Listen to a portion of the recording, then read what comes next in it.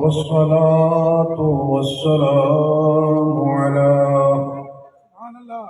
سيد الرسل وخاتم الأنبياء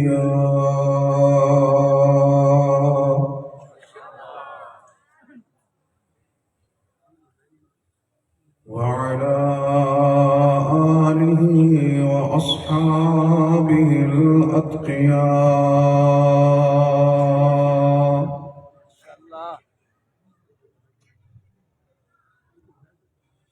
أما بعد فأعوذ بالله من الشيطان الرجيم.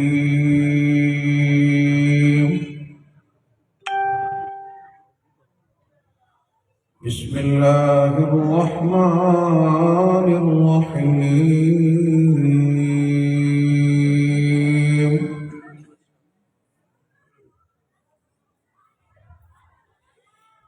الرحمن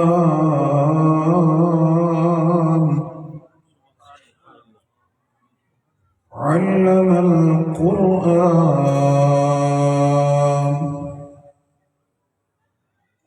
خلق الإنسان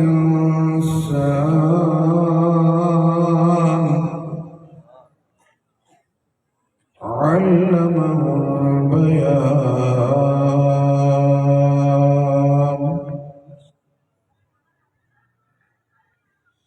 قال النبي صلى الله عليه وسلم: الكيس من دان نفسه وعمل لما بعد الموت، والعاجز من أتبع نفسه هواها وتمنى على الله. قال النبي صلى الله عليه وسلم: حامل القرآن حامل لواء الإسلام، فمن أكرمهم فقد أكرم الله.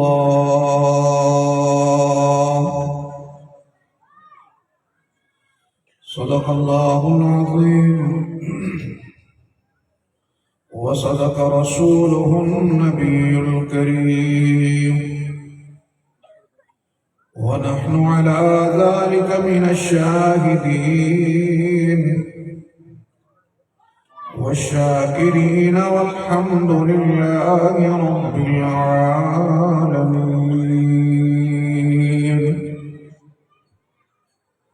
اللهم صل على سيدنا ومولانا محمد وعلى آل سيدنا ومولانا محمد وأصحاب سيدنا ومولانا محمد، وبارك وسلم وصل عليه.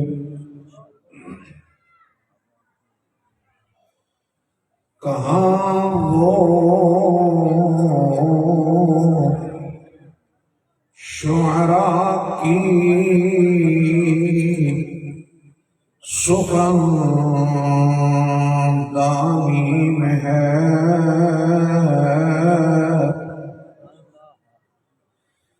کہاں وہ شعراء کی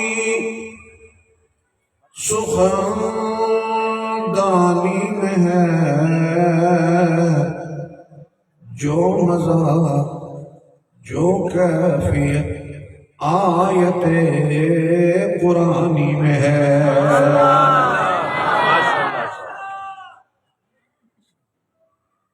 بات بنتی نہیں جب بنا لیتے ہیں، تیرا نام لے کر محفل سجا لیتے ہیں۔ لفظ جب اشکوں کی صورت میں وضو کرتے ہیں،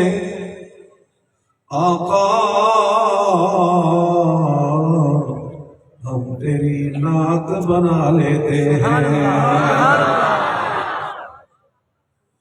روٹ جاتا ہے جو اللہ، روٹ جاتا ہے جو اللہ گناہگاروں سے، روٹ جاتا ہے جو اللہ گناہگاروں سے،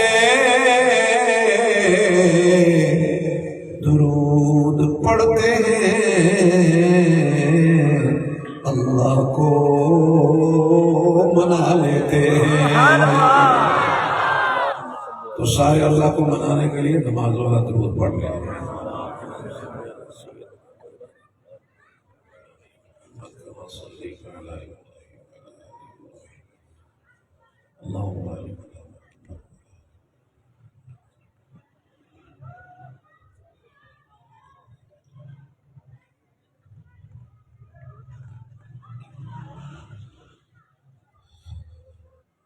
زینت بزم حضرات علماء کرام، آج کی اس بزم کے میزبان ہمارے مہربان حضرت مولانا قاری طارق صاحب زیدہ لطف ہوں،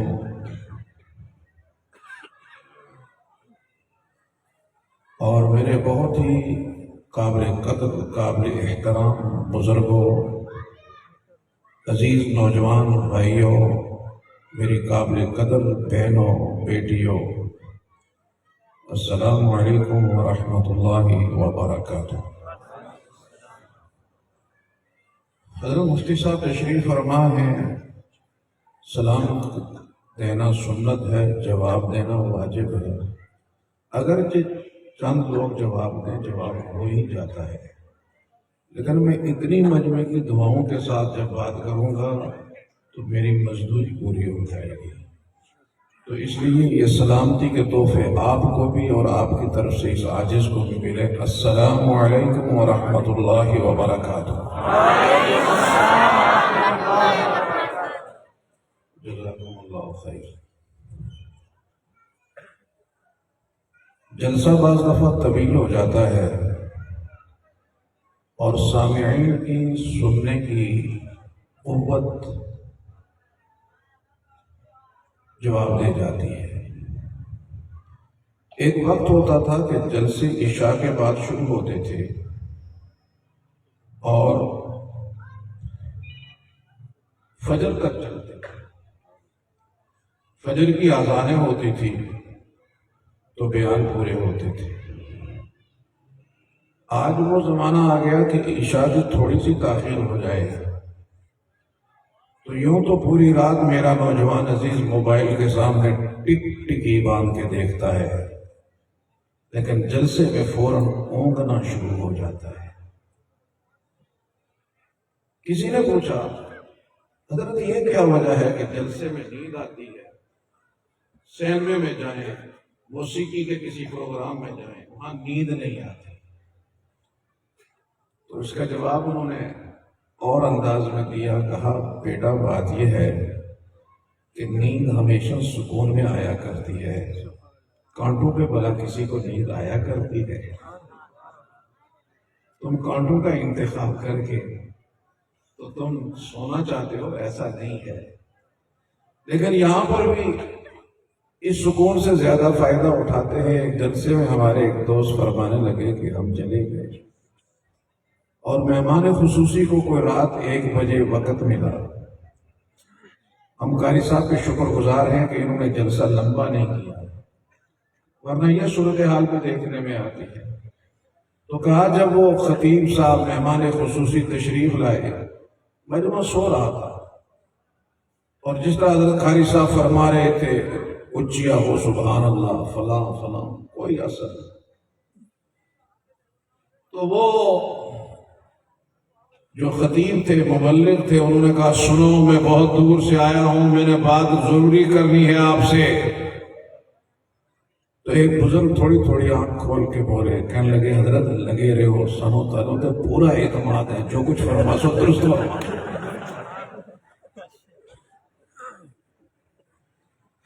تو یہ اعتماد کر کے نہ بیٹھیں بلکہ ظرف سیدھا کر کے بیٹھیں تاکہ پانڈے کچھ نہ کچھ پائے۔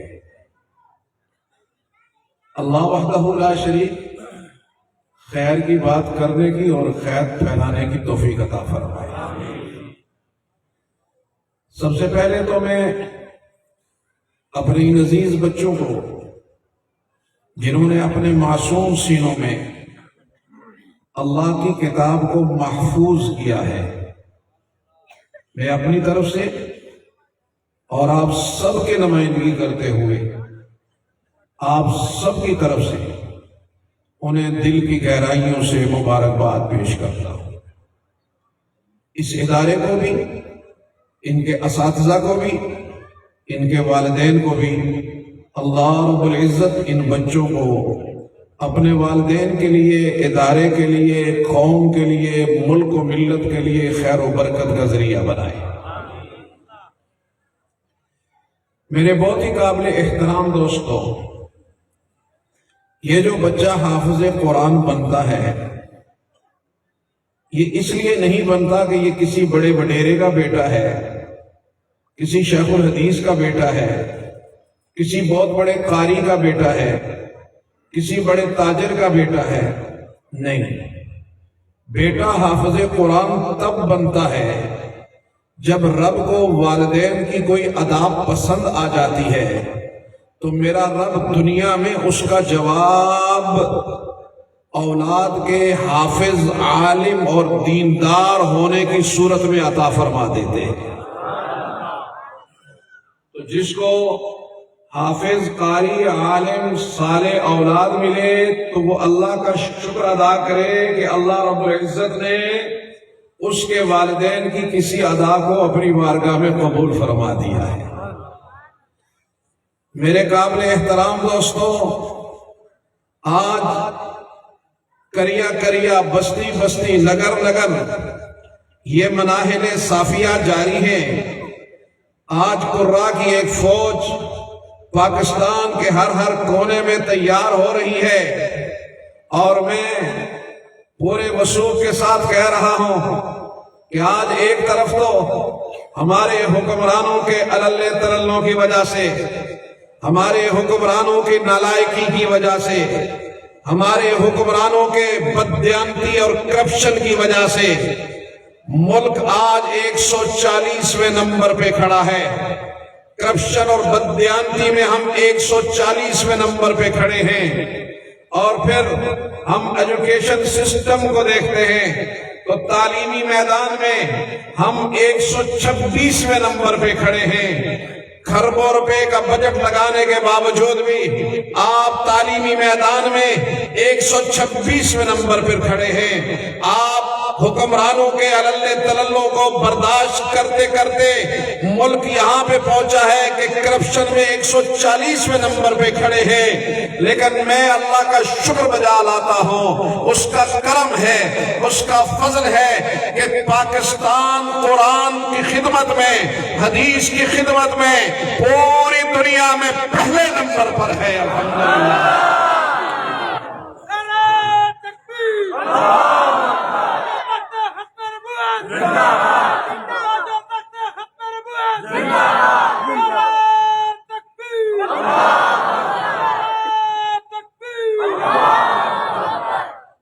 یہ پاکستان، آج ہم ایسی کوئی یونیورسٹی نہیں بنا سکے جو دنیا کی ٹاپ 500 یونیورسٹیوں میں ہو۔ آج کوئی ہمارا سائنسی کوئی فیکلٹی، کوئی کالج، کوئی یونیورسٹی ایسی نہیں کہ جس سے باہر سے لوگ آ کر وہاں پر اپنا تعلیم تکمیل کریں، مکمل کریں۔ لیکن یہ محض اللہ کا کرم ہے کہ کھربوں روپے لگا کر آپ قوم کو وہ نہیں دے سکے، لیکن یہ کریا کریا، بستی بستی، نگر نگر، یہ چھوٹے سے ادارے، یہ بڑھتے بڑھتے جامعات، اور جب دارالعلوم بنے تو انہوں نے اپنے تعلیمی منہج کو اتنا بلند کیا، اتنا اعلیٰ کیا، اتنا عمدہ کیا کہ آج عرب بھی یہاں پڑھنے پہ مجبور ہیں، آج پوری دنیا میں اگر کوئی دینی علوم کی تکمیل کرنا چاہتا ہے، اس کے دینی علوم کی تکمیل اس وقت تک نہیں ہوتی جب تک کہ وہ ہمارے مدارس کا رخ نہیں کرتا ہے۔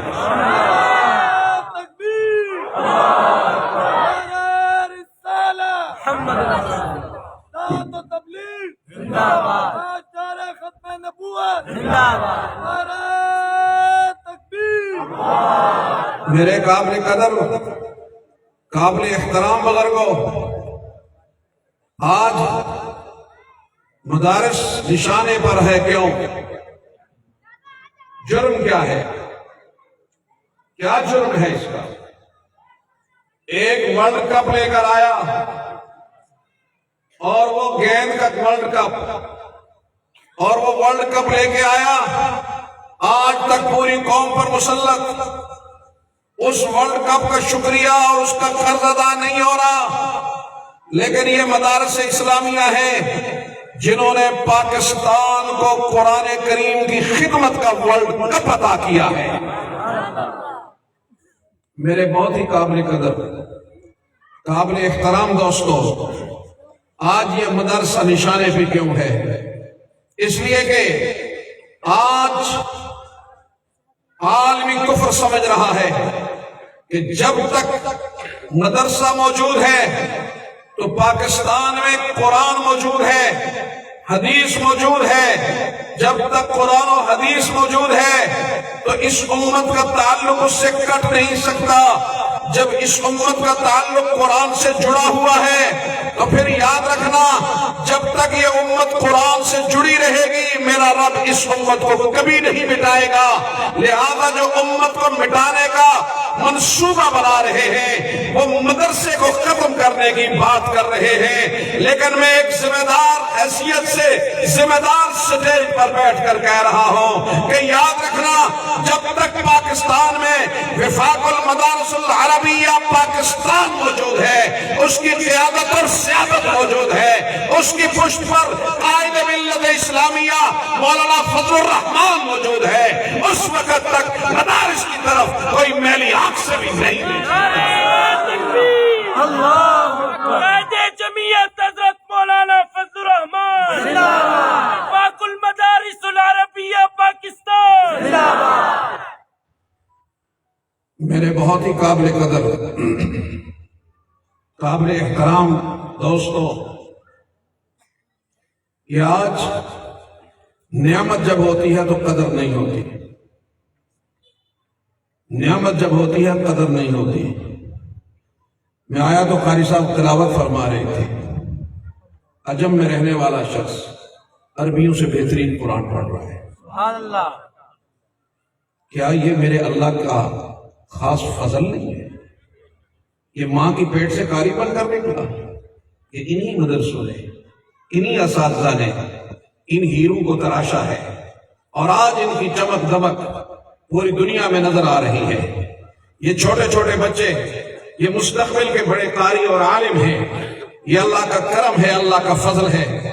ایک وہ وقت تھا کہ صرف ایک صدی پیچھے چلے جائیں تو اس پورے ایریے میں مدرسہ نہ ہونے کے برابر تھا، چند مشائخ تھے، ان سے لوگ استفادہ کرتے تھے، ان کے پاس پڑھا کرتے تھے، اور ان کو پڑھنے کے لیے ہندوستان جانا پڑتا تھا، نہ جانے کہاں کہاں تک جانا پڑتا تھا۔ میرے والدی گرامی قدر حضرت شیخ الحدیث مولانا محمد یوسف خان رحمہ اللہ تعالی کشمیر سے پیدل چلتے تھے، سیالہ آ کر گاڑی پہ بیٹھتے تھے، یہاں سے وہ دیوبند جایا کرتے تھے۔ میرے قابل احترام دوستو، آج یہ قدم قدم پہ یہ مناہل صافیہ جاری ہے، یہ ہمارے اکابر، یہ ہمارے علماء کا ہم پر احسان ہے۔ ایک وہ وقت تھا کہ مولانا آزاد نے لکھا کہ میں عشاء کی نماز پڑھ کر اپنے گھر کی طرف جا رہا ہوں تو مجھے کسی کے قدموں کی آہٹ سنائی دی، تو میں نے پیچھے مڑ کر دیکھا کہ لوئی میں لپٹا ہوا، کمبل میں لپٹا ہوا ایک نوجوان تیزی کے ساتھ میری طرف بڑھ رہا ہے۔ تو میں نے پوچھا کون ہو، کہاں سے آئے ہو، کیوں آئے ہو؟ ایک ہی سانس میں کتنے سوال کر دیے۔ اس نے جواب دیا، حضرت بہت دور سے آیا ہوں، قرآن کا طالب علم ہوں، آپ سے قرآن سیکھنے آیا ہوں، لہٰذا مجھے واپس نہ کرنا، استاد جی میں کندھار سے پیدل چل کے آیا ہوں۔ میں قطار سے پیادل چل کے آیا ہوں، مہینوں کی مسافت میں نے پیادل کی ہے، مجھے واپس نہ کر دینا۔ مولانا فرماتے ہیں میرے پاس رہا، اس نے سیکھا، قرآن کے بہت مواقع اور بہت سارے علوم مجھ سے پڑھے، اور اچانک ایک دن غائب ہو گیا۔ تو میں نے اس کے ساتھیوں سے پوچھا وہ کندھاری کدھر گیا؟ وہ نظر نہیں آ رہا۔ انہوں نے کہا حضرت وہ تو واپس چلا گیا۔ تو مجھے تعجب ہوا کہ وہ تو بڑا باوفا تھا، اور یہ جو افغان ہیں ان کی وفا تو بڑی معروف ہے، یہ کیسا تھا واپس چلا گیا؟ کیوں واپس چلا گیا؟ تو ساتھیوں نے کہا حضرت وہ بڑا پریشان تھا، وہ کہہ رہا تھا کہ میری جو تعلیم تھی یہاں وہ مکمل ہو گئی، میں واپس جانا چاہتا ہوں، لیکن اب میں کیا کروں؟ استاد سے اگر میں ملتا ہوں، استاد کو پتا ہے کہ میں بہت غریب طالب علم ہوں، میرا استاد بہت سخی ہے، میرا استاد بہت قریب ہے، میرا استاد بہت مہربان ہے، وہ یقینی طور پر مجھے کرائے کے لیے پیسے دے گا، تو میں قرآن کی تعلیم کے سفر میں پیسے کو درمیان میں نہیں لانا چاہتا، اس لیے میں چاہتا یہی ہوں بغیر ملے چلا جاؤں، استاذ کو میرا سلام دے دینا، ساری زندگی اس کے لیے دعا گو رہوں گا۔ مولانا آزاد اس کے بعد لکھتے ہیں میں بھی آزاد انسان ہوں، میں نے اس کا نام تک نہیں پوچھا، تیرا نام کیا ہے، تیرا گاؤں کون سا ہے، تو کس جگہ پہ رہتا ہے، میں نے اس سے نہیں پوچھا۔ فرماتے ہیں کہ جب میں نے اپنی تفسیر لکھی، تفسیر میں نے مکمل کی، میں مقدمہ لکھنے بیٹھا، میں انتصاب لکھنے بیٹھا، تو لوگ منسوب کرتے ہیں والدین کی طرف، مشائخ کی طرف، اساتذہ کی طرف، تو مولانا آزاد فرماتے ہیں کہ میری نظروں میں وہ گمنام قرآن کا طالب علم گھومنے لگا، میری نظروں میں وہ قرآن کا گمنام طالب علم گھومنے لگا، اور میں جب انتصاب کرنے بیٹھا تو میں یہ سوچ رہا ہوں پتہ نہیں وہ گھر پہنچا بھی ہے یا نہیں، یا راستے میں کہیں اللہ سے مل چکا ہے، لیکن میں آج جو اپنی علمی کاوش ہے، علمی کوشش ہے، اس کو اس گمنام قرآن کے طالب علم کے نام کرتا ہوں۔ میرے قابل احترام دوستو، ایک وہ وقت تھا اور ایک یہ وقت ہے کہ آج کریا کریا، بستی بستی، نگر نگر قرآن کریم کے یہ چشمے پھوٹ رہے ہیں، حفاظ کی ایک بڑی تعداد نکل رہی ہے۔ ہمارے اسی ادارے سے مجھے بتایا گیا کہ یہاں پر درجنوں حفاظ کرام آج ان کی دستار بندی ہو رہی ہے، ان کے عزیز و اقارب یہاں پہ تشریف فرما ہے۔ میرے دوستو، یہ بڑے اعزاز کی بات ہے، قرآن پڑھنا، قرآن یاد کرنا، یہ بڑے اعزاز کی بات ہے، لیکن اس سے بھی بڑے اعزاز کی بات یہ ہے قرآن کو یاد رکھنا۔ یہ تو ولولہ ہے کہ میرا بیٹا حافظ بن جائے، دستار بندی ہو گئی، مبارکباد ہو گئی، قرآن یاد رکھنا یہ ہے سب سے مشکل کام، اور جنہوں نے قرآن یاد رکھا قرآن انہی کی سفارش کرے گا۔ قرآن پڑھنے سے نہیں، قرآن یاد رکھنے سے، قرآن یاد رکھنے سے۔ جنہوں نے قرآن کو یاد رکھا تو قرآن بھی ایسا وفادار ہے کہ اس سے بڑا وفادار کوئی نہیں، اس سے بڑا وفادار کوئی نہیں۔ جب روح نکلی تو قرآن قریب آ کر بیٹھ گیا، جس طرح عزیز و اقارب میت کے قریب ہوتے ہیں، قرآن بھی اسی طرح قریب آ کر بیٹھ گیا، غسل دیا گیا، قرآن قریب ہے۔ جب کفن پہنایا گیا، کفن اور سینے کے درمیان آ گیا، قبر میں اتارا گیا حافظ قرآن، تو اب لوگ بیٹے جن کے لیے زندگی لگائی، جن کے لیے مال کمایا، جن کے لیے سب کچھ کیا، انہوں نے کیا کیا؟ مٹی ڈالی، منو مٹی ڈالی، 2 آنسو بہائے، واپس چل دیے۔ تاریک قبر ہے، اندھیری کوٹھڑی ہے، اندھیری رات ہے، اور اس میں قرآن کریم اس کے سینے سے نکل کر اس کے پہلو میں بیٹھ جاتا ہے، ایک حسین خوبصورت دوست کی شکل میں، اور کہتا ہے تو نے دنیا میں مجھے تنہا نہیں چھوڑا، آج میں قبر کی تاریکیوں میں تجھے تنہا نہیں چھوڑوں گا، آج میں تجھے قبر کی تاریکیوں میں تنہا نہیں چھوڑوں گا۔ تو دنیا میں میرے ساتھ لگا رہا، میں آج تجھے تنہا نہیں چھوڑوں گا۔ میرے قابل احترام دوست، پھر وہ مرحلہ آنے والا ہے، وہ مرحلہ کون سا کہ جس کا قرآن کریم نے تعارف کروایا۔ اعوذ باللہ من الشیطان الرجیم، بسم اللہ الرحمن الرحیم۔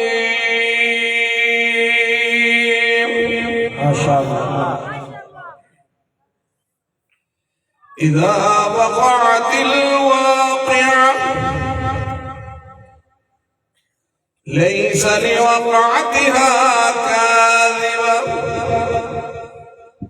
خافضة رافعة۔ عظمتوں والے رب نے بڑے بڑے واقعے بیان کیے، بڑے بڑے قصے بیان کیے۔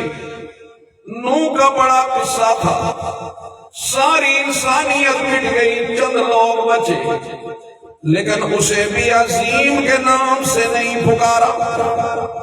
بڑے بڑے واقعات آئے، انہیں عظیم کے نام سے نہیں پکارا، لیکن جب قیامت کی باری آئی تو رب العالمین فرماتے عَمَّ يَتَسَاءَلُونَ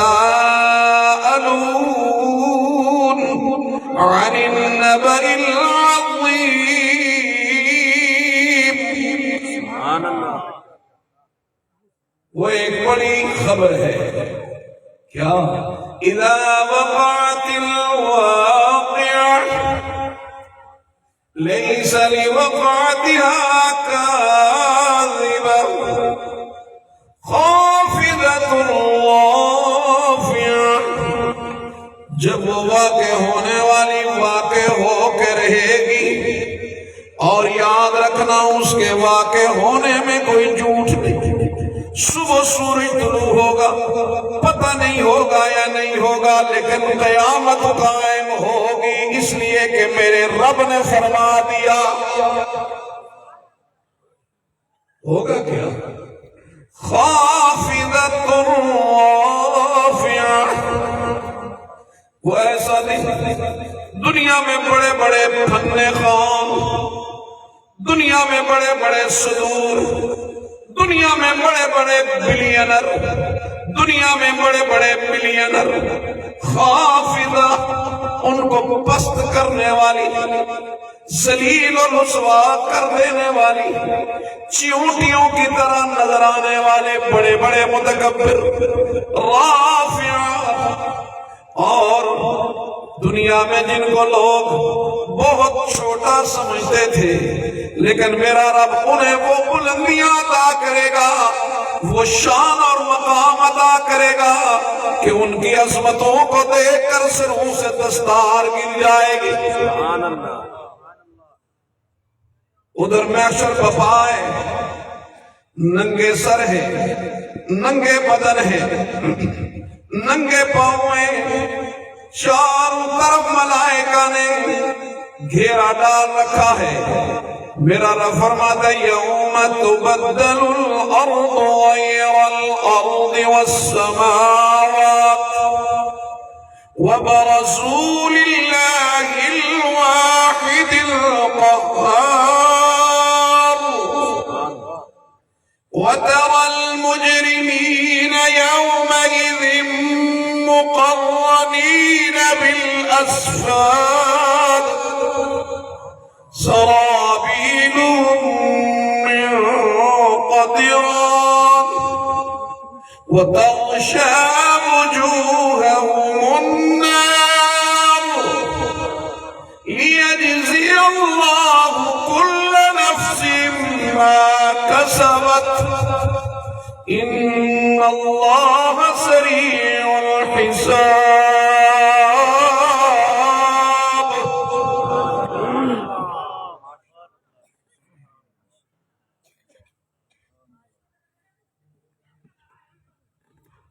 زمین بدل دی جائے گی، آسمان بدل دیا جائے گا، جنت مہک رہی ہے، جہنم دہک رہی ہے، اور تیرے میرے اعمال کا فیصلہ ہونے والا ہے۔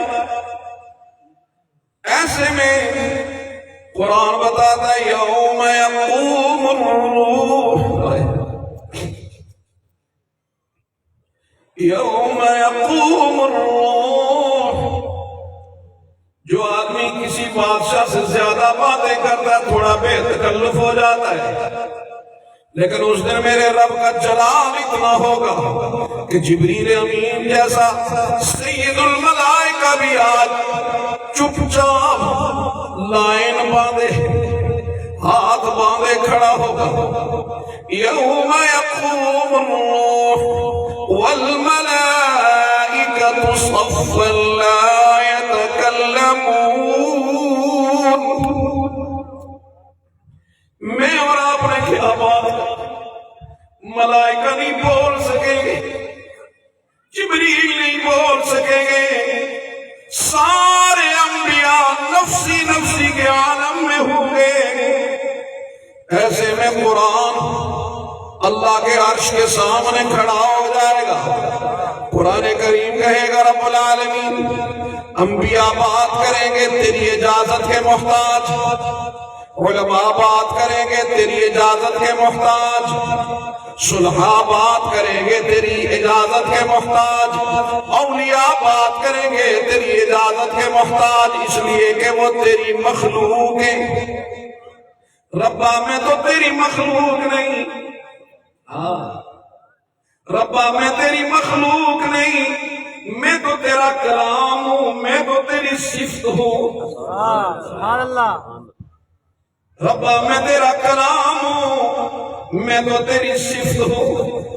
میرے ربا میں تیری اجازت کا محتاج نہیں، اس نے مجھے پوری زندگی نہیں چھوڑا۔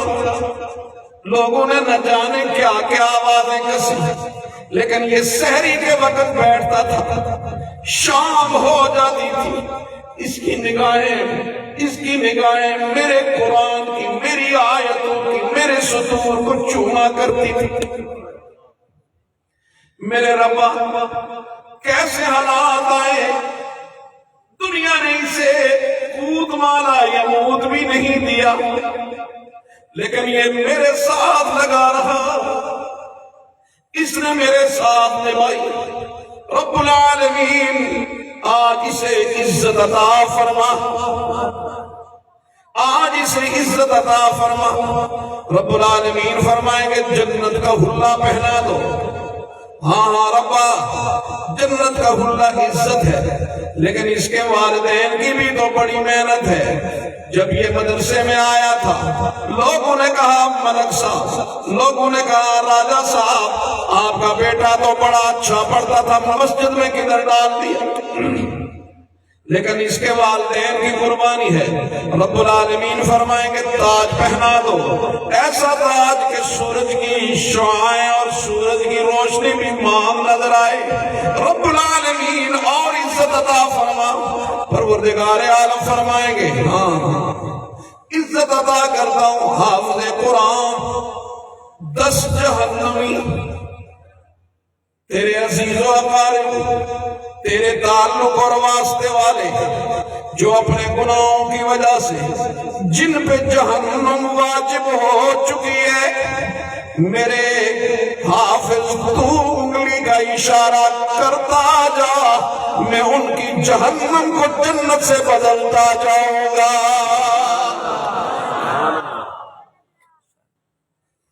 ہائے ہائے، میں نے دو کو دیکھا، ایک صاحب قرآن کو دیکھا، ایک قرآن کو دیکھا جس کی وفات کی کوئی انتہا نہیں۔ رحمت دو عالم صلی اللہ علیہ وسلم نے فرمایا ہر نبی کو ایک دعا دی گئی، وہ جو بھی مانگے اسے وہ ملتا ہے۔ پوچھا آپ کو بھی دی گئی؟ فرمایا ہاں میں تجھے بھی مانگ لی۔ فرمایا نہیں مانگی نہیں، کب مانگیں گے؟ فرمایا دنیا میں مانگوں گا ہی نہیں۔ اللہ کے محبوب کب مانگیں گے؟ فرمایا کل جب میدان محشر میں میرے گناہگار امتیوں کو جہنم کی طرف گھسیٹا جانے لگے گا، اپنے والدین کی طرف دیکھیں گے، اپنے عزیز و اقارب کی طرف دیکھیں گے۔ یوم یفر المرء من اخیہ و امہ و ابیہ و صاحبتہ و بنیہ، سارے بھاگنے لگیں گے، لاچار ہو کر دیکھے گا، کوئی بھی نظر نہیں آئے گا۔ ایسے میں میرا محبوب نبی رب العالمین کے سامنے سر مسجود ہو کر عرض کریں گے، رب العالمین میں نے وہ اختیار دندان شہید ہو گئے نہیں استعمال کیا، میرا جسم لہو لہان ہو گیا، میں نے وہ اختیار استعمال نہیں کیا، میرا بیٹا ابراہیم ہچکیاں لے لے کر میرے ہاتھوں میں جان دے گیا، میں نے اختیار استعمال نہیں کیا۔ کیوں؟ اس لیے کہ نبی اپنے دل پہ اٹھنے والا، اپنی جان پہ اٹھنے والا ہر زخم برداشت کر سکتا ہے، لیکن اپنے امتی کا غم برداشت نہیں ہوتا۔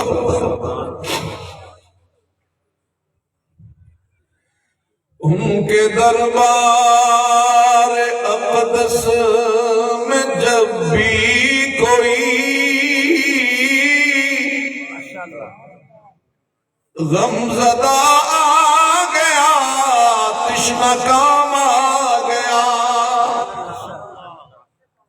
غم غلط ہو گئے، معصیت دھل گئی، مغفرت عافیت کا پیام آ گیا۔ تھے جو لینے گئے طور پر کلیم خدا، فرق یہ ہے کلیم اور محبوب میں، وہ کلام اس کا لینے گئے طور پر، ان کے گھر خود خدا کا کلام آ گیا۔ بزم کونین کی جب سواری گئی، آسمان و زمین میں صفیں بچھ گئی، انبیاء آ گئے، مرسلین آ گئے، مقتدی آ چکے تو امام آ گیا۔ میرے قابل احترام دوستو،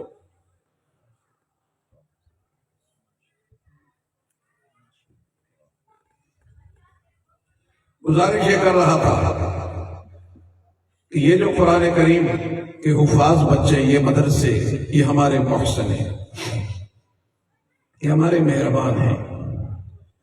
ہمارے ایک دوست کہنے لگے کہ ایک بیوروکریٹ تھے، وہ ریٹائرڈ ہوئے، بیمار ہو گئے، تو ڈاکٹروں نے کہہ دیا کہ آپ کا یہ مرض لا علاج ہے، چند دنوں کے مہمان ہیں۔ تو کہا ہم ان کی عیادت کے لیے ڈر گئے، تو ان پر موت کا وہ خوف نہیں تھا۔ تو ہم نے پوچھا کہ آپ کو ڈر نہیں لگتا؟ تنہا قبر ہو گئی، کوئی زندگی میں ایسا کام؟ کہنے لگے ہاں گناہگار آدمی ہوں، لیکن ایک چھوٹا سا آسرا ہے، سہارا ہے، وہ تسلی دیتا ہے مجھے۔ ہم نے پوچھا وہ کیا؟ یہ جو جلسے ہیں نا، یہ بڑی نعمت ہے، بڑی نعمت ہے.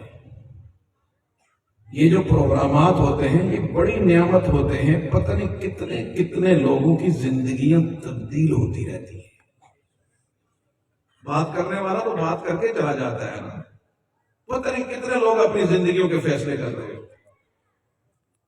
یہ تو میرے رب کا کرم ہے. تو کہنے لگے میں ایک جلسے پہ گیا تو ایک عالم تقریر کر رہے تھے, تو انہوں نے کہا کہ یہ جو حافظ قرآن ہے اس کے پاس جنت کے 10 ویزے ہیں. جنت کے 10 ویزے. اگر یہ اطلاع ملے کہ مولانا قاسمی صاحب کے پاس برطانیہ کے 10 ویزے ہیں تو جو ہجوم عاشقوں ہو کہ وہ گھر ہی ٹوٹ جائے جس میں حضرت کا قیام ہے کہ برطانیہ کے 10 ویزے آئے نہیں. وہاں جا کے اس نے کیا کوئی میئر لگنا ہے, وزیر بننا ہے, کوئی بیچارہ مزدوری کرے گا نا وہاں بھی جا کے. لیکن یہ جو حافظ قرآن ہے اس کے پاس جنت کے 10 ویزے. جنت کے 10 ویزے. تو کہنے لگے وہ بیرو کرے. میں نے کہا میں حفظ نہیں کر سکا, میرے بچے نہیں کر سکے, تو اب اس کا مداوع کیا ہے, کس طرح کا ہے؟ بات تو سمجھ میں آئی. تو مفتی صاحب جیسا کوئی پڑھا لکھا آدمی تھا, اس نے کہا اس میں پریشان ہونے کی بات نہیں ہے. آپ یہ کرو کہ ہمارے پاس بعض دفعہ بہت نادار غریب بچے بھی آ جاتے ہیں, تو آپ ان کو اسپانسر کر دو. ان کے جتنے اخراجات, جتنی ضروریات وہ آپ کرو. اس نے کہا یہ تو بڑی اچھی بات ہے. تو کہنے لگا کہ میں نے بچے اسپانسر شروع کیے, تو جب پہلا بچہ حفظ کر کے آیا میرے دفتر پہنچا, اس وقت میں ڈپٹی کمشنر تھا, تو اس کے عزیز و اقارب بھی آئے شکریہ ادا کرنے کے لیے. تو میں نے اسے کہا, وہ آ کے ملا, انکل بڑا شکریہ آپ کا, آپ نے بڑی شفقت فرمائی, میرے لیے بڑی آسانیاں ہو گئی. تو میں اس کے سامنے بیٹھ گیا, میری آنکھوں میں آنسو. کہتا انکل آپ کیوں رو رہے ہیں, آپ نے تو میرے ساتھ نیکی کی ہے. میں نے کہا بیٹا نہیں یہ بات نہیں, بس میں تجھ سے ایک چھوٹی سی درخواست کروں گا, مانو گے؟ انکل کیوں نہیں مانوں گا, کیوں نہیں مانوں گا؟ کس نے اللہ کے ساتھ کیا کیا تعلق بنا رکھا ہے یہ نہیں پتا. میں کہا کیوں نہیں مانوں گا؟ میں نے کہا بیٹا میں بہت گناہگار آدمی ہوں. کل مجھے جب فرشتے جہنم کی طرف گھسیٹ کر لے جا رہے ہوں گے تو اپنے انکل کی سفارش کرو گے کہ نہیں؟ وہ جھٹ سے بولا ہاں انکل کیوں نہیں, میں آپ کی سفارش کروں گا. کہا بیٹا میں ایک اور چیز, تیری زبان پہ اعتماد ہے لیکن میں لکھنے پڑھنے والا آدمی ہوں, یہ چھوٹی سی پرچی ہے, اپنا نام لکھا, گناہگار کا نام یہ ہے, تم اپنا نام یہاں پہ لکھو, یہاں دستخط کر دو. اس نے ننھے سے ہاتھوں سے دستخط کر دیا. کہا میرے بھائی میرے پاس اور تو کچھ نہیں ہے, درجنوں حفاظ کرام کی اس طرح کی تصدیقیں میرے پاس ہیں اور ان کو میں اپنے کفن میں ساتھ لے کر جاؤں گا. اگر چند ایک کو بھی مجھ پہ ترس آ گیا تو میری جہنم جنت سے بدل جائے.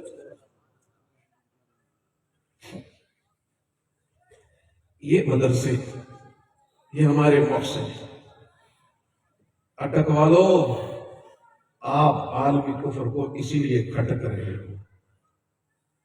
اٹک والو اسی لیے کھٹک رہے ہو کہ آپ کا تعلق علماء کے ساتھ, یہ علماء کی سرزمین, یہ دینداروں کی سرزمین, اس سرزمین کے اندر بڑے بڑے علماء, بڑے بڑے صلحاء گزرے ہیں, اور آج بھی یہ سرزمین اپنے دامن میں حفاظ کو, علماء کو, دعوت و تبلیغ کو, بہت خیر کے کاموں میں لگے ہوئے. لیکن یاد رکھنا, میں اپنی گفتگو کو سمیٹنا چاہتا ہوں کیونکہ وقت خاصا ہو گیا ہے. یاد رکھنا میں نے ابتدا میں کہا تھا کہ اگر مدارس اسلامیہ کو بچانا ہے تو ہم نے پھر وفاق المدارس العربیہ پاکستان کو بھی مضبوط کرنا ہے اور اس کی پشت پر کھڑی جمعیت علماء اسلام کو بھی مضبوط کرنا ہے۔ یہ کیسا ہے کہ ہم مدرسے کو تو بچانا چاہتے ہیں، مدرسے کی تو تعریف کرتے ہیں، مولوی اور مفتی کی تعریف کرتے ہیں، حافظ اور قاری کی تعریف کرتے ہیں، اور جو اس کی چوکیداری کر رہا ہے اس کے لیے جب بات آئے تو پھر شروع کر دیتے ہیں۔ نہیں میرے قابل احترام دوستو، ہم نے پوری قوت کے ساتھ، پوری ہمت کے ساتھ آج عالمی استعمار قانون سازی کر کے مدارس پہ اپنا شکنجہ کسنا چاہتا ہے، اس کو ایک سکول کے زاویے میں بدلنا چاہتا ہے، لیکن ہم انشاءاللہ العزیز ہماری کوشش ہے کہ پاکستان کے جتنے سکول ہیں وہ حقیقی معنوں میں مصطفیٰ کی غلامی میں آ کر دینی تعلیم اور دنیاوی تعلیم سے آراستہ ہو کر ایک مسلمان جرنیل پیدا کریں، مسلمان سائنسدان پیدا کریں، مسلمان انجینئر پیدا کریں، مسلمان ڈاکٹر پیدا کریں، مسلمان آرکیٹیکٹ پیدا کریں، ہر شعبے کے اندر ایک مسلمان ہو، ایک مضبوط عقیدے کا انسان ہو، اور یہی مدرسہ بھی انشاءاللہ العزیز ان کے ساتھ کھڑے ہو کر انہی صفوں کے اندر ایک مضبوط دیندار معاشرے کو جنم دیں گے، اور یہ تبھی ممکن ہوگا کہ پوری قوم علماء حق کے اس قافلے کے ساتھ پوری قوت کے ساتھ کھڑی ہوگی۔ قائد قدم بڑھو، ہم تمہارے ساتھ، قائد قدم بڑھو، ہم تمہارے ساتھ ہیں۔ قائد نے تو قدم بڑھا دیے، پتہ نہیں پھر اٹک سے کتنا بڑا قافلہ آ رہا ہے۔ انشاءاللہ انشاءاللہ تیار ہو انشاءاللہ؟ میرے قابل احترام دوستو، میری گزارش یہی ہوگی کہ ان علماء کو، ان مدارس کو اپنا محسن سمجھیں اور اپنی اولادوں کا مستقبل ان کے ساتھ وابستہ کریں۔ ہم دینی دنیاوی علوم کے ساتھ متمتع ہو کر اس امت اور اس قوم کی خدمت کرنا چاہتے ہیں، اور میں یہ کہوں گا کہ مدرسے نے جو طالب علم دیا وہ پاکستان کی پہچان ہے، وہ پاکستان کا چہرہ ہے، وہ پاکستان کی پہچان ہے، وہ پاکستان کا چہرہ ہے، اور انشاءاللہ العزیز جو بھی دانا ہوا کرتا ہے وہ چہرہ سنبھال کے رکھتا ہے، نوچا نہیں کرتا۔ مجھے امید ہے کہ اس کو نوچنے کی ضرورت پیش نہیں آئے گی اور اس کو سنبھال کے رکھیں گے۔ یہ جو ادارہ ہے جس میں اس وقت جو ہے وہ طلباء کی تعداد بہت تیزی سے بڑھ رہی ہے، اور یہاں پر بتایا گیا کہ جامعہ عبداللہ ابن زبیر کی توسیع کے حوالے سے کہ اس میں طلباء کی تعداد بڑھ رہی ہے، 10 مرلے جگہ وقف کی گئی ہے جو تقریباً 10 لاکھ کی مالیت کی ہے، 80 لاکھ کی مالیت کی ہے، تعمیر کی لاگت 90 لاکھ روپے ہے۔ اس حوالے سے جو لوگ اس کی خدمت کریں گے یقینی طور پر وہ اس خیر کے کام میں، ایک بات یاد رکھیں کہ آپ صدقہ عطیہ غریب کو دیتے ہیں، آپ فقیر کو دیتے ہیں، ثواب ملتا ہے، اجر ملتا ہے، کوئی اس میں شک نہیں، لیکن وہ ایک اجر ہے، لیکن وہی صدقہ، وہی عطیہ، وہی زکوٰۃ جب آپ مدرسے میں دیتے ہیں تو اس کا ثواب بھی ملتا ہے، اور اس صدقے سے پڑھنے والا طالب علم، حافظ، عالم جب تک وہ دین کے کام میں لگا ہوا ہے آپ کا اکاؤنٹ کھل جاتا ہے اور ساری زندگی آپ کو اس کا ثواب ملتا رہتا ہے۔ مجھے امید ہے کہ آپ جہاں باقی جگہوں پر آپ خدمت کریں وہاں اپنے ان اداروں کے ساتھ بھرپور تعاون کریں۔ اللہ وحدہ لا شریک ہم سب کا حامی و ناصر ہو۔ حقیر جان کر بجھا دیا تھا جن کو، یہی چراغ جلے گے تو روشنی ہوگی۔ وآخر دعوانا الحمدللہ رب العالمین۔